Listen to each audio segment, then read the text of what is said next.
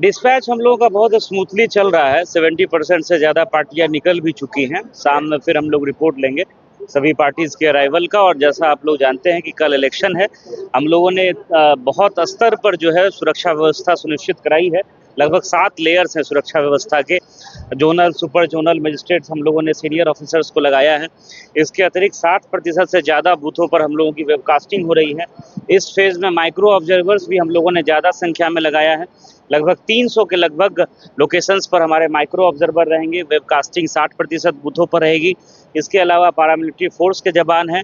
हम लोगों की कोशिश है कि मैक्सिमम बूथ्स पर या तो सीपीएमएफ हो, पारामिलिट्री फोर्स हो, या माइक्रो ऑब्जर्वर, या फिर वेबकास्टिंग हो। ये 3 में से कम एक चीज़ हम लोग निश्चित रूप से सुनिश्चित करा रहे हैं। इसके अतिरिक्त बीएमपी के जवान, स्टेट पुलिस फोर्स, होमगार्ड के जवान, सभी का डिप्लॉयमेंट है। और बहुत अच्छे तरीके से, शांतिपूर्ण तरीके से हम लोग मतदान भी कराएंगे।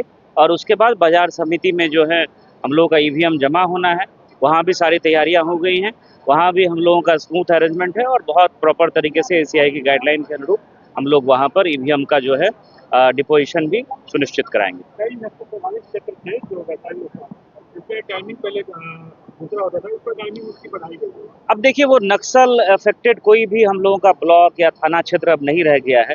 जो होम मिनिस्ट्री की नोटिफिकेशन आती है, गाइडलाइन आती है, उसके हिसाब से भी इस जिले का कोई भी विधानसभा क्षेत्र हो या थाना क्षेत्र हो अब नक्सल प्रभावित नहीं रहा है। पिछले कई वर्षों में कोई घटना भी नहीं हुई है। तो इस बार हम लोगों ने टाइमिंग चेंज करने का ईसीआई को प्रपोजल दिया था। पहले 4 बजे तक होता था, इस बार 6 बजे तक मतदान होगा, जो अन्य क्षेत्रों में भी होता है।